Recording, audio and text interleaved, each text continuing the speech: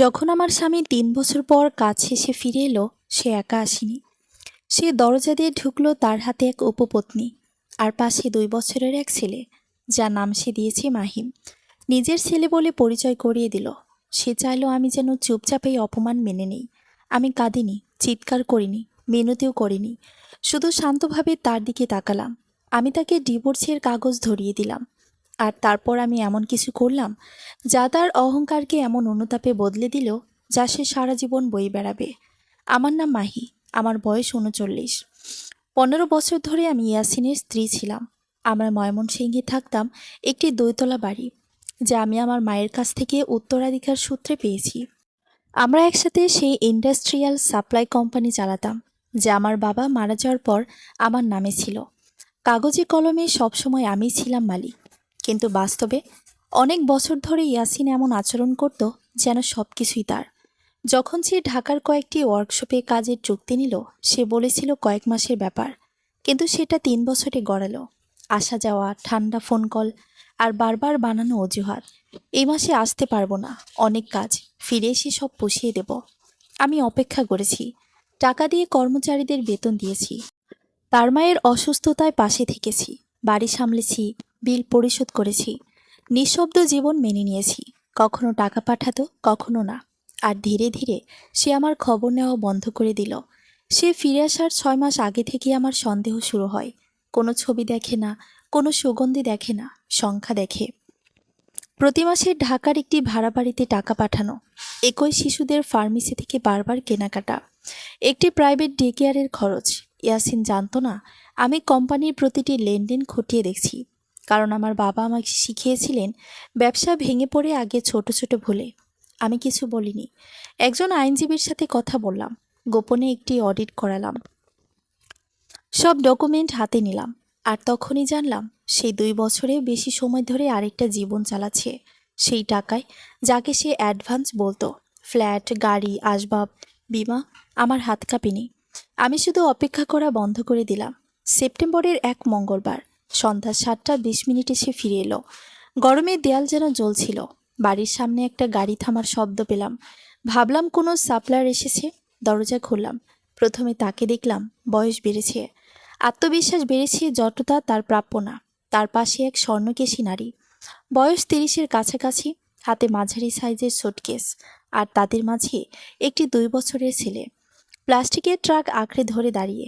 মাহি, ভেতরে আসো, শান্তভাবে কথা বলি। ইয়াসিন বলল, যেন সে রান্নাঘরের রিমডেলিংয়ের কথা বলতে এসেছে। এটা আমার ছেলে, নাম মাহিম, আর এ হচ্ছে মাইশা। পরিস্থিতি বদলেছে, আর তোমাকে এটা মেনে নিতে হবে। তাদের এভাবে দাঁড়িয়ে থাকতে দেখে আমি শুধু হাসলাম। দরজার সামনে দাঁড়িয়ে থাকা ৩ জন মানুষকে আমি আর একবার ভালো করে দেখলাম। ইয়াসিনের চোখে সেই পুরনো আত্মবিশ্বাস, যেন সে নিশ্চিত আমি কিছুই করতে পারবো না। তার পাশে দাঁড়িয়ে থাকা মেয়েটা একটু অস্বস্তিতে, কিন্তু তবুও মাথা উঁচু করে আছে। আর ছোট ছেলেটার নির্দোষভাবে চারপাশ দেখছে। আমি একপাশে সরে দাঁড়ালাম। ভেতরে আসো। আমার কণ্ঠ এতটাই স্বাভাবিক ছিল যে ইয়াসিন নিজেও একটু থমকে গেল। সে হয়তো ভেবেছিল আমি চিৎকার করব, কান্না করব, ঝগড়া করব, কিন্তু আমি কিছুই করলাম না। তারা ভেতরে ঢুকলো। আমি দরজা বন্ধ করলাম। ধীরে ধীরে হাঁটতে হাঁটতে ড্রয়িং রুমে গিয়ে সোফায় বসলাম। তাদের বসতে ইশারা করলাম। মাইশা একটু দ্বিধা করে বসলো। ইয়াসিন আত্মবিশ্বাসী ভঙ্গিতে সোফায় হেলান দিল। এই বাড়ি এখন অনেক ফাঁকা লাগে, ইয়াসিন বলল। তুমি একা থাকো বলে বুঝি। আমি হালকা হাসলাম। তুমি তো জানোই আমি একা থাকতে শিখে গেছি। সে একটু অস্বস্তিতে চোখ সরিয়ে নিল। ছেলেটা মেঝেতে বসে খেলনা নিয়ে খেলতে শুরু করলো। আমি তাকিয়ে রইলাম। মাহিম, তাই না? ইয়াসিন গর্বিত কণ্ঠে বলল, হ্যাঁ, আমার ছেলে। আমি মাথা নেড়ে বললাম, সুন্দর নাম। তারপর আমি উঠে দাঁড়ালাম। একটু বসো, আমি আসছি। আমি সোজা আমার রুমে চলে গেলাম। দরজা বন্ধ করে কয়েক সেকেন্ড চুপ করে দাঁড়িয়ে থাকলাম। বুকের ভেতর কেমন একটা চাপা আগুন জ্বলছিল, কিন্তু সেটা আমি বাইরে আসতে দিলাম না। ড্রয়ার খুলে একটা ফাইল বের করলাম। এই ফাইলটা আমি ৬ মাস ধরে তৈরি করেছি। প্রতিটা কাগজ, প্রতিটা প্রমাণ, প্রতিটা হিসাব। আমি আয়নার সামনে দাঁড়িয়ে নিজেকে দেখলাম। আমার চোখে কোনো কান্না নেই, শুধু ঠান্ডা সিদ্ধান্ত। আমি আবার ড্রয়িং রুমে ফিরে এলাম। ইয়াসিন তখন মাইশাকে কিছু বোঝাচ্ছিল। আমি তাদের সামনে এসে ফাইলটা টেবিলের ওপর রাখলাম। এটা কি? ইয়াসিন ভ্রুকুচকে জিজ্ঞেস করলো। আমি শান্তভাবে বললাম, খুলে দেখো। সে ফাইল খুলল। প্রথম কয়েকটা পেজ দেখার পরই তার মুখের ভাব বদলে গেল। এগুলো কি? আমি ধীরে ধীরে বললাম, তোমার গত 3 বছরের সব খরচের হিসাব। ঢাকার ফ্ল্যাটের ভাড়া, গাড়ির কিস্তি, ডে কেয়ার ফি, ফার্মেসির বিল, সব কিছু। মাইশা হঠাৎ চুপ করে গেল। ইয়াসিন শক্ত গলায় বলল, তুমি এসব কোথা থেকে পেয়েছো? আমি হালকা হেসে বললাম, এই কোম্পানির মালিক আমি, মনে আছে? সে কিছু বলল না। আমি এবার দ্বিতীয় কাগজটা সামনে এগিয়ে দিলাম। এটা হলো অডিট রিপোর্ট। তুমি কোম্পানির টাকা নিজের ব্যক্তিগত জীবনে ব্যবহার করেছো, নিয়ম ভেঙে, অনুমতি ছাড়া। তার কপালে ঘাম জমতে শুরু করলো। মাহি, তুমি বিষয়টা ভুল বুঝছো। আমি তাকে থামালাম। না, আমি খুব ভালো করেই বুঝেছি। তারপর আমি শেষ কাগজটা বের করলাম। Divorce paper. এটা সাইন করে দাও। ঘরটা একদম নিস্তব্ধ হয়ে গেল। মাইশা হতবাক হয়ে আমার দিকে তাকিয়ে আছে। ইয়াসিন কয়েক সেকেন্ড কিছুই বলল না। তারপর হঠাৎ হেসে উঠল। তুমি কি সত্যি ভাবছো আমি এসব সাইন করব? আমি শান্তভাবে বললাম, তুমি করবেই। কেন? আমি একটু সামনে ঝুঁকলাম। কারণ যদি না করো, তাহলে আগামীকাল সকালেই তোমার বিরুদ্ধে মামলা হবে। ফাইন্যান্সিয়াল ফ্রড, ট্রাস্ট ভায়োলেশন এবং কোম্পানির তহবিল আত্মসাৎ।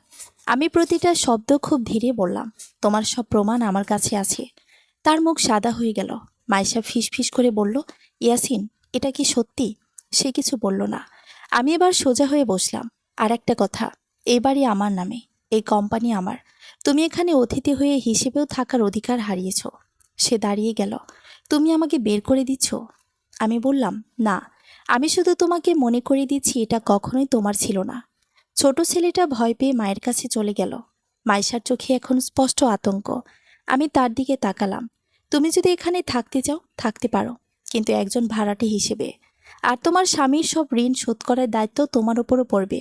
সে যেন কাঁপতে শুরু করলো। ইয়াসিন চিৎকার করে উঠল, যথেষ্ট হয়েছে মাহি।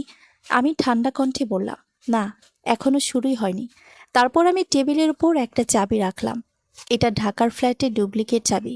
আমি সেটা গত মাসে গিয়ে দেখে এসেছি। তোমার সবকিছু এখন আইনগতভাবে তদন্তের আওতায়। সে স্তব্ধ হয়ে দাঁড়িয়ে রইল। আমি শেষবারের মতো বললাম, সাইন করো, শান্তভাবে চলে যাও। তোমার ছেলেকে নিয়ে নতুন জীবন শুরু করো। না হলে তুমি সব হারাবে। কয়েক মিনিট কেউ কোনো কথা বলল না। শেষমেশ ইয়াসিন ধীরে ধীরে বসে পড়ল। কলমটা হাতে নিল। তার হাত কাঁপছিল। সে কাগজে সাইন করলো। একটা, দুইটা, তিনটা। আমি নিঃশব্দে তাকিয়ে রইলাম। সব শেষ হওয়ার পর আমি ফাইলটা তুলে নিলাম। ধন্যবাদ। তারপর আমি দরজার দিকে ইশারা করলাম, এখন তোমরা যেতে পারো। মাইশা চোখ নামিয়ে উঠে দাঁড়ালো। ইয়াসিন একবার আমার দিকে তাকালো। তার চোখে এখন আর অহংকার নেই, শুধু ভাঙা একটা মানুষ। সে কিছু বলতে চেয়েছিল। আমি তাকে সুযোগ দিলাম না। দরজা খুলে দিলাম। তারা বেরিয়ে গেল। দরজা বন্ধ করার পর আমি কিছুক্ষণ চুপ করে দাঁড়িয়ে থাকলাম। বাইরে গাড়ির শব্দ ধীরে ধীরে মিলিয়ে গেল, কিন্তু আমার ভেতরের শব্দগুলো তখনও থামেনি। এত বছর ধরে জমে থাকা নীরবতা, অবহেলা, অপমান সবকিছু যেন একসাথে বুকের ভেতর ঘুরে বেড়াচ্ছিল। তবু আমি কান্না করলাম না। আমি জানতাম এই মুহূর্তে দুর্বল হওয়া মানে আমার হার মানা। আর আমি আজ হারার জন্য দাঁড়াইনি। ধীরে ধীরে আমি সোফায় গিয়ে বসলাম। পুরো বাড়িটা অদ্ভুতভাবে ফাঁকা লাগছিল, অথচ এই ফাঁকাটার মধ্যে এক ধরনের শান্তি ছিল। এতদিন এর বাড়ির প্রতিটা দেয়াল যেন আমার দিকে তাকিয়ে প্রশ্ন করত, আমি কেন চুপ করে আছি। আজ প্রথমবার মনে হলো সেই প্রশ্নগুলোর জবাব আমি দিয়ে ফেলেছি। আমি হাতটা টেবিলের উপর রাখা ফাইলের উপর রেখে দিলাম। এই ফাইলটাই আমার শক্তি ছিল, আমার নীরব প্রতিশোধ। ফোনটা আবার বেজে উঠল। আমি জানতাম কে কল করেছে, আইনজীবী রাশিদ। আমি কল রিসিভ করতে সে জিজ্ঞেস করলো সব ঠিকঠাক হয়েছে কিনা। আমি শান্ত গলায় বললাম, সব শেষ। সে কয়েক সেকেন্ড চুপ করে থেকে বলল, এখন আসল কাজ শুরু হবে। আমি হালকা করে চোখ বন্ধ করলাম। হ্যাঁ, আমি জানতাম এই গল্পের সবচেয়ে কঠিন অংশটা এখনো বাকি। পরের দিন সকালটা অন্যরকম ছিল। আমি অনেকদিন পর নিজের জন্য চা বানালাম। বারান্দায় দাঁড়িয়ে সূর্যের আলো গায়ে লাগালাম। মনে হচ্ছিল অনেক বছর পর আমি নিজের জীবনে ফিরে এসেছি। কিন্তু এই শান্তির আড়ালে আমি জানতাম ঝড় এখনও পুরোপুরি থামেনি। সকাল 10টার মধ্যেই অফিসে পৌঁছে গেলাম। অনেকদিন পর কর্মচারীরা আমাকে দেখে অবাক হয়ে গেল। এতদিন আমি দূর থেকে সবকিছু সামলাতাম, কিন্তু সামনে খুব কম আসতাম। আর আজ আমি নিজে এসে বসেছি। সবাই বুঝতে পারছিল কিছু একটা বদলেছে। আমি কনফারেন্স রুমে সবাইকে ডাকলাম। হিসাব বিভাগ, ম্যানেজার, সুপারভাইজার, সবাই। রুমটা ভরে গেল। আমি ধীরে ধীরে সবার দিকে তাকালাম, তারপর বললাম, আজ থেকে কোম্পানির সব সিদ্ধান্ত আমি নিজে নেব। এতদিন যে ভুলগুলো হয়েছে সেগুলোর হিসাব এখন থেকে নতুন করে শুরু হবে। তারা কেউ কিছু বলল না, কিন্তু তাদের চোখে স্বস্তি দেখলাম, কারণ তারা জানতো এতদিন যা চলছিল তা ঠিক ছিল না, শুধু কেউ বলার সাহস পায়নি। আমি অডিট রিপোর্টটা টেবিলের উপর রাখলাম, বললাম, গত 3 বছরে কোম্পানি যে টাকা অপচয় হয়েছে তার প্রতিটা হিসাব আমরা বের করব, আর যাদের দায়িত্বে ভুলগুলো হয়েছে তারা কেউ পার পাবে না। এ কথাটা বলার সময় আমার গলায় একটুও কাঁপেনি। ঠিক তখনই আমার ফোনে একটা মেসেজ এলো, ইয়াসিন। আমি কয়েক সেকেন্ড স্ক্রিনের দিকে তাকিয়ে থাকলাম, তারপর মেসেজটা খুললাম। সে লিখেছে, আমাদের কথা বলা দরকার। আমি কোনো উত্তর দিলাম না, ফোন উল্টো রেখে দিলাম, কারণ আমি জানতাম এখন সে কি কথা বলতে চায়। কিন্তু এতদিন আমি যখন কথা বলতে চেয়েছি তখন সে ব্যস্ত ছিল। দুপুরের দিকে ব্যাংক থেকে ফোন এলো, তারা কিছু লেনদেন নিয়ে নিশ্চিত হতে চাচ্ছিল। আমি সব ডিটেলস দিলাম, তারপর খুব শান্তভাবে বললাম, ইয়াসিনের সব এক্সেস আজ থেকে বন্ধ করে দিন। ওপাশে কিছুক্ষণ নীরবতা, তারপর সম্মতি। এই একটা সিদ্ধান্তই তার পুরো জীবন পাল্টে দেবে। আমি জানতাম। বিকেলের দিকে আবার মেসেজ এলো, এবার একটু অন্যরকম। মাহি, প্লিজ একটা সুযোগ দাও, আমি ভুল করেছি। আমি মেসেজটা পড়লাম, কিন্তু কোনো অনুভূতি হলো না, যেন একজন অপরিচিত মানুষ কিছু লিখেছে। কারণ সত্যিটা হলো, সে একদিনেই ভুল করেনি। সে প্রতিদিন একটু একটু করে এই জায়গায় এসেছে। সন্ধ্যার দিকে অফিস থেকে বের হওয়ার সময় গেটের সামনে একটা পরিচিত গাড়ি দেখতে পেলাম। ইয়াসিন দাঁড়িয়ে আছে। তার চেহারায় আগের সে আত্মবিশ্বাস নেই, ক্লান্ত, ভাঙা, অস্থির একটা মানুষ। সে আমার দিকে এগিয়ে এলো। মাহি, একটু কথা বলবে? আমি থামলাম, কিন্তু তার দিকে এগোলাম না। বলো। সে কিছুক্ষণ চুপ করে থাকলো, তারপর বলল, আমি সব ঠিক করে দেব। আমি ওদের ছেড়ে দেব। আমি আবার আগের মতো হতে চাই। আমি ধীরে ধীরে মাথা নেড়ে বললাম, আগের মতো কিছুই আর হবে না। সে অসহায়ের মতো বলল, আমি তোমাকে ভালোবাসি। এ কথাটা শুনে আমার ভেতরে কিছুই নড়ল না। আমি বললাম, ভালোবাসা কখনো লুকিয়ে আরেকটা জীবন তৈরি করে না। সে চুপ হয়ে গেল। আমি আরও এক ধাপ এগিয়ে বললাম, তুমি আমাকে হারাওনি শুধু, তুমি নিজেকে এমন জায়গায় নিয়ে গেছো যেখান থেকে ফিরে আসা সম্ভব না। তার চোখে পানি চলে এলো, কিন্তু আমি থামলাম না। আগামী সপ্তাহে কোর্টে দেখা হবে, তখন কথা বলো। আমি তার পাশ দিয়ে হেঁটে চলে গেলাম। পেছন থেকে সে ডাকলো না, কারণ সে বুঝে গেছে এই গল্পে তার আর কোনো জায়গা নেই। রাতের বেলা বাড়িতে ফিরে আমি একা বসেছিলাম, চারপাশে নীরবতা। কিন্তু এই নীরবতা আমাকে আর ভয় দেখাচ্ছিল না। পরের কয়েকদিন আমার জীবনে এক অদ্ভুত পরিবর্তন নিয়ে এলো।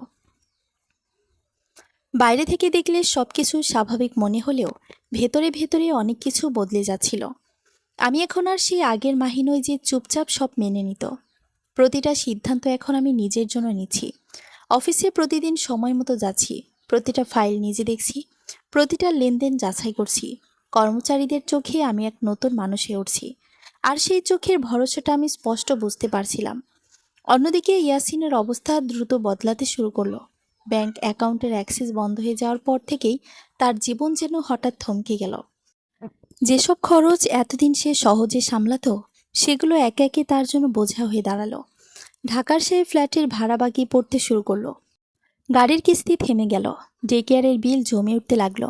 যে জীবনটা সে এতদিন গোপনে তৈরি করেছিল, সেটা ধীরে ধীরে ভেঙে পড়তে শুরু করলো তার নিজের চোখের সামনে। মাইশা প্রথম দিকে কিছু বুঝতে পারেনি। সে হয়তো ভেবেছিল ইয়াসিন সব সামলে নেব, কিন্তু কয়েকদিনের মধ্যে বাস্তবতা তার সামনে এসে পরিষ্কার হয়ে গেল। ঘরের ভেতর অশান্তি বাড়তে লাগলো। ছোট ছোট বিষয় নিয়ে তাদের ঝগড়া শুরু হতো। মাহিমের কান্না সেই ঝগড়ার মাঝে মিশে থাকতো। একটা সময় যে সংসারটা ইয়াসিন এত যত্ন করে লুকিয়ে রেখেছিল, সেটাই তার জন্য সবচেয়ে বড় বোঝা হয়ে দাঁড়ালো। একদিন দুপুরে অফিসে বসে আড্ডা করছিলাম, তখন রাশেদ ফোন করলো। সে জানালো ইয়াসিনের বিরুদ্ধে ফাইন্যান্সিয়াল তদন্ত শুরু হয়ে গেছে। কিছু গুরুত্বপূর্ণ ডকুমেন্ট ইতিমধ্যেই জমা দেওয়া হয়েছে। আমি চুপ করে শুনছিলাম।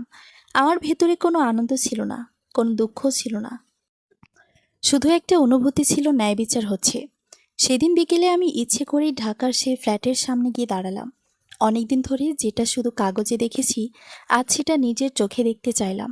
ফ্ল্যাটটার সামনে দাঁড়িয়ে মনে হলো এই জায়গাটায় কতটা মিথ্যা লুকিয়েছিল, কতটা প্রতারণা, কতটা অবহেলা। আমি ভেতরে যাইনি, দরজার সামনে দাঁড়িয়ে কিছুক্ষণ তাকিয়ে থেকে ফিরে এলাম, কারণ আমি জানতাম এই জায়গার সাথে আমার কোনো সম্পর্ক নেই। এটা শুধু একটা ভুলের স্মৃতি। এদিকে ইয়াসিন বারবার আমার সাথে যোগাযোগ করার চেষ্টা করছিল, কল, মেসেজ, এমনকি অফিসে এসে দেখা করার চেষ্টাও করেছে। কিন্তু আমি নিজেকে শক্ত রেখেছি। আমি জানতাম এখন একটু দুর্বল হওয়া মানে সবকিছু আবার শুরু থেকে ভেঙে পড়া। কোর্টের তারিখ যত এগিয়ে আসছিল, ততই পরিস্থিতি জটিল হচ্ছিল। ইয়াসিনের আইনজীবী আমার সাথে সমঝোতার চেষ্টা করলো। তারা চেয়েছিল বিষয়টা বাড়ি না গিয়ে ভেতরেই মিটে যাক, কিন্তু আমি রাজি হইনি। এতদিন যা হয়েছে সেটা চুপচাপ মেনে নেওয়ার সময় হয়ে এসেছে। এক সন্ধ্যায় হঠাৎ বাড়ির সামনে শব্দ শুনে বাইরে এলাম। দেখি মাইশা দাঁড়িয়ে আছে। তার চেহারা ক্লান্ত, চোখ লাল। সে অনেকক্ষণ কিছু বলতে পারছিল না। আমি চুপ করে তার দিকে তাকিয়ে রইলাম। শেষমেশ সে বলল, আমি জানতাম না সব কিছু এমন হবে। আমি শান্ত গলায় বললাম, তবুও তুমি ছিলে। সে মাথা নিচু করলো, বলল, আমি ভেবেছিলাম সে আমাকে ভালোবাসে। আমি উত্তর দিলাম, যে মানুষ নিজের স্ত্রীর সাথে প্রতারণা করতে পারে, সে কারো সাথেই সত্যিকারের ভালোবাসা করতে পারে না। আমার কথা শুনে সে কেঁদে ফেলল। আমি তাকে থামালাম না, কারণ এই কান্নাটার দরকার ছিল। সে কিছুক্ষণ পর বলল, আমি চলে যেতে চাই। আমি এই জীবন আর চাই না। আমি কিছুক্ষণ চুপ করে থাকলাম। তারপর বললাম, সিদ্ধান্ত তোমার, কিন্তু এবার নিজের জন্য নিও, অন্য কারোর জন্য না। সে মাথা নেড়ে চলে গেল। সেদিন রাতে আমি অনেকক্ষণ জেগেছিলাম। ভাবছিলাম জীবন কিভাবে এত দ্রুত বদলে যেতে পারে। একজন মানুষ, একটা সম্পর্ক, একটা পরিবার, সবকিছু এক মুহূর্তে অন্যরকম হয়ে যায়। কিন্তু এই বদলটাই হয়তো দরকার ছিল। পরের দিন অফিসে গিয়ে আমি একটা বড় সিদ্ধান্ত নিলাম। কোম্পানিকে আমি নতুনভাবে গড়ে তুলব। নতুন বিনিয়োগ, নতুন পরিকল্পনা, নতুন টিম। আমি চাইছিলাম আমার জীবনের এই নতুন অধ্যায়টা শুধু ব্যক্তিগত না, পেশাগতভাবেও শক্তিশালী হোক। কয়েকজন নতুন পার্টনারের সাথে মিটিং সেট করলাম। তাদের সাথে কথা বললাম ভবিষ্যৎ নিয়ে। তারা আমার পরিকল্পনায় আগ্রহ দেখালো। অনেকদিন পর মনে হলো আমি আবার সামনে এগোচ্ছি। অন্যদিকে ইয়াসিনের অবস্থার আরও অবনতি হতে লাগলো। তদন্তের চাপ, আর্থিক সংকট, সম্পর্কের ভাঙন, সব মিলিয়ে সে পুরোপুরি ভেঙে পড়ছিল। একসময় যে মানুষটা নিজেকে সবকিছুর মালিক ভাবত, সে এখন নিজের জীবনের ওপরই নিয়ন্ত্রণ হারিয়ে ফেলেছে।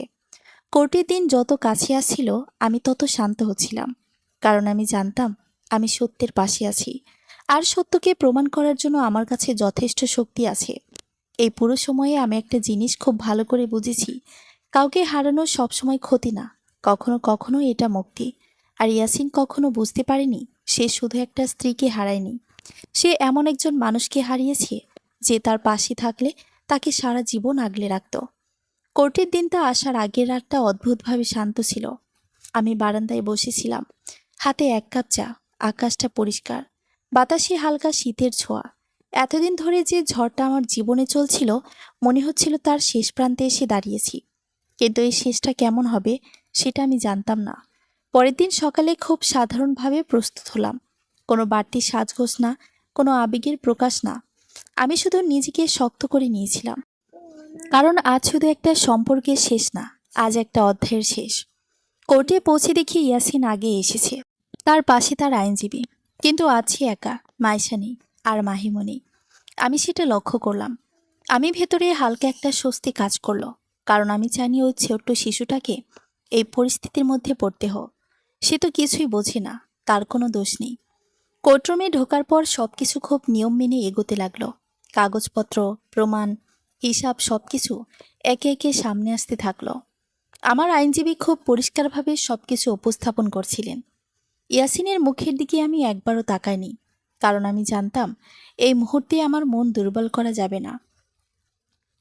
কিন্তু এক সময় আমি তাকালাম, তার চেহারা দেখে মনে হলো এ কয়েকদিনে সে যেন অনেক বছর বড়িয়ে গেছে। চোখের নিচে কালি, চেহারায় ক্লান্তি, আর সেই পুরনো অহংকারের কোনো চিহ্ন নেই। বিচারক যখন তার দিকে প্রশ্ন করলেন, সে মাথা নিচু করে উত্তর দিল, কোনো প্রতিবাদ নেই, কোনো অজুহাত নেই। সবকিছু যেন খুব দ্রুত শেষ হয়ে গেল।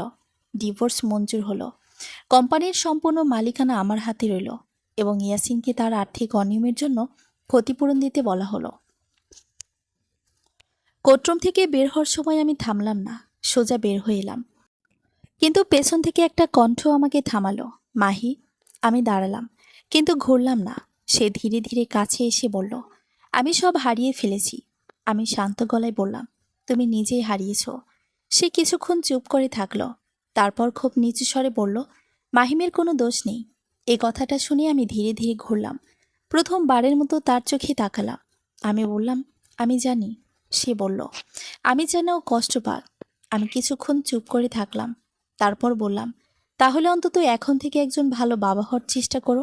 সে চোখ নামিয়ে নিল। আমি আর কিছু বললাম না। সেখান থেকে চলে এলাম। কয়েকদিন পর হঠাৎ একটা ফোন পেলাম, মায়েশা। আমি কিছুটা অবাক হলাম, তবুও কলটা রিসিভ করলাম। ওপাশ থেকে তার কণ্ঠ খুব ক্লান্ত শোনাচ্ছিল। সে বলল, আমি চলে গেছি। আমি বুঝতে পারলাম সে আর ইয়াসিনের সাথে নেই। আমি জিজ্ঞেস করলাম, মাহিম কোথায়? সে বলল, আমার সাথে। আমি ওকে নিয়ে আলাদা হয়ে গেছি। আমার বুকের ভেতর একটা স্বস্তি এলো। সে আবার বলল, আমি জানি আমি ভুল করেছি, কিন্তু আমি চাই না আমার ছেলে সে ভুলের শাস্তি পাক। আমি ধীরে বললাম, ওর কোনো দোষ নেই। ওকে ভালোভাবে বড় করো। সে কেঁদে ফেলল, বলল, আমি চেষ্টা করব। আমি ফোনটা কেটে দিলাম, কিন্তু অনেকক্ষণ চুপ করে বসে থাকলাম। জীবন কখনো সাদা কালো না।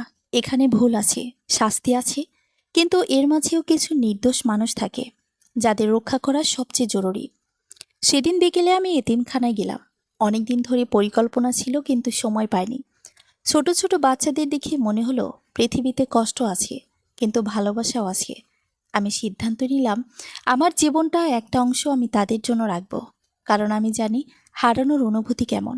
আমি চাই না আর কোনো শিশু অযথা সেই অনুভূতির মধ্যে বড় হোক। রাতে বাড়িতে ফিরে আমি আয়নার সামনে দাঁড়ালাম। আজ আমি শুধু একজন স্ত্রী না, শুধু একজন ব্যবসায়ী না, আমি একজন শক্ত মানুষ, যে নিজের জীবনের নিয়ন্ত্রণ নিজের হাতে নিয়েছে। আর সবচেয়ে বড় কথা, আমি এমন একজন হয়ে উঠেছি যে অন্যায়ের সামনে চুপ করে থাকে না, কিন্তু নির্দোষকে আঘাত করতেও দেয় না। আর ইয়াসিন, সে হয়তো সারা জীবন এই দিনটার কথা মনে রাখবে, যেদিন সে বুঝেছিল একজন নীরব নারী পুরো পৃথিবী বদলে দিতে পারে। সময় খুব অদ্ভুতভাবে সবকিছু বদলে দেয়। কয়েক মাস আগেও যে জীবনটা আমার কাছে ভারী, অচেনার ক্লান্তিকর মনে হতো, আজ সেই জীবনটাই নতুন করে সাজানো, গোছানো আর নিজের বলে মনে হচ্ছে। ডিভোর্সের পর প্রথম কয়েকটা মাস আমি ইচ্ছে করে নিজেকে ব্যস্ত রেখেছিলাম। অফিস, মিটিং, নতুন পরিকল্পনা, সব কিছু নিয়ে আমি নিজের চারপাশে একটা নতুন পৃথিবী তৈরি করে শুরু করেছিলাম।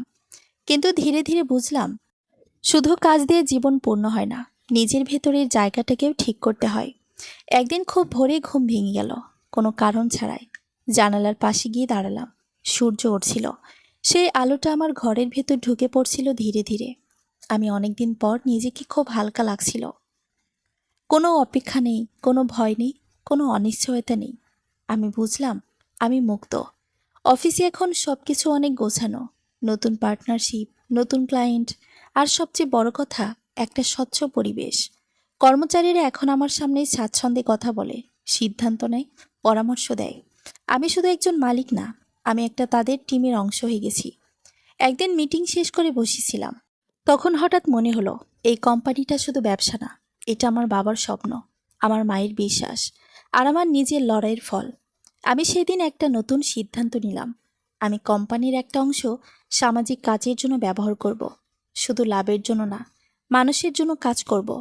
সেই অনুযায়ী আমি একটি ফান্ড তৈরি করলাম, যেখানে অসহায় শিশুদের শিক্ষা আর চিকিৎসার দায়িত্ব নেওয়া হবে।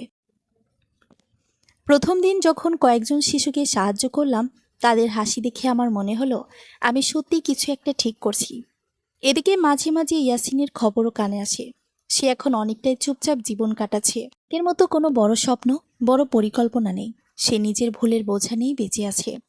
আমি তার জন্য কোনো ঘৃণা অনুভব করি না, কারণ আমি বুঝে গেছি কিছু মানুষকে শাস্তি দেওয়ার জন্য আলাদা কিছু করতে হয় না। তাদের নিজের কাজই তাদের সবচেয়ে বড় শাস্তি হয়ে দাঁড়ায়। একদিন বিকেলে অফিস থেকে ফেরার পথে হঠাৎ একটা ছোট পার্কের সামনে গাড়ি থামালাম। ভেতরে তাকিয়ে দেখি কয়েকটা বাচ্চা খেলছে। তাদের হাসির শব্দ বাতাসে ভেসে আছে। আমি গাড়ি থেকে নামলাম, ধীরে ধীরে হাঁটতে ভেতরে গেলাম। হঠাৎ আমার চোখ একটা পরিচিত মুখে গিয়ে থামল। মাহিম। সে দৌড়ে খেলছে, হাসছে, একদম স্বাভাবিক একটা শিশু। তার পাশে একটু দূরে বেঞ্চে বসে আছে মাইশা। সে আমাকে দেখে একটু থমকে গেল। আমরা কিছুক্ষণ একে অপরের দিকে তাকিয়ে থাকলাম। তারপর সে হালকা করে মাথা নেড়ে হাসল। আমি এগিয়ে গেলাম না, দূর থেকেই দাঁড়িয়ে রইলাম। মাহিমের হাসিটা দেখিয়ে আমার বুকের ভেতর এক ধরনের শান্তি ছড়িয়ে পড়ল। সে ভালো আছে, এটাই সবচেয়ে গুরুত্বপূর্ণ। আমি ধীরে ধীরে ঘুরে গাড়ির দিকে ফিরে এলাম। পেছনে তাকালাম না, কারণ আমি জানতাম আমার গল্প এখন আর পেছনের দিকে না, আমার গল্প সামনে এগিয়ে গেছে। রাতে বাড়িতে ফিরে আমি বারান্দায় বসেছিলাম। আকাশে তারা জ্বলছে, বাতাসে এক ধরনের নীরব শান্তি। আমি নিজের কাছেই একটা প্রশ্ন করলাম, আমি কি খুশি? কয়েক সেকেন্ড ভেবে আমি নিজেই উত্তর দিলাম, হ্যাঁ। কারণ আমি আর কারোর উপর নির্ভর করে নেই। আমি নিজের সিদ্ধান্তে বাঁচি, নিজের শক্তিতে দাঁড়িয়ে আছি। আমি হারাইনি, আমি পেয়েছি নিজেকে। আমার জীবনে হয়তো অনেক কিছু ভেঙে গেছে, কিন্তু সেই ভাঙনের মাঝে আমি নতুন একটা আমি তৈরি করেছি। আর সেটাই আমার সবচেয়ে বড় জয়। ইয়াসিন হয়তো একদিনেই সবকিছু ভেবে অনুতপ্ত হবে, হয়তো সে বুঝবে কি হারিয়েছে, কিন্তু তখন আর কিছুই বদলাবে না। কারণ কিছু সিদ্ধান্ত জীবনে একবারই নেওয়া যায়, আর কিছু মানুষ একবারই সুযোগ পায়। আমি সেই সুযোগ দিয়েছিলাম, সে হারিয়েছে, আর আমি এগিয়ে গেছি। এ গল্পের শেষে কোনো কান্না নেই, কোনো প্রতিশোধ নেই, আছে শুধু একটা সত্য: একজন নারী যখন নিজেকে চিনে ফেলে, তখন তাকে আর কেউ ভাঙতে পারে না। সমাপ্ত। নিত্য নতুন গল্প পেতে চ্যানেলটি সাবস্ক্রাইব করে পাশে থাকুন। ধন্যবাদ সবাইকে।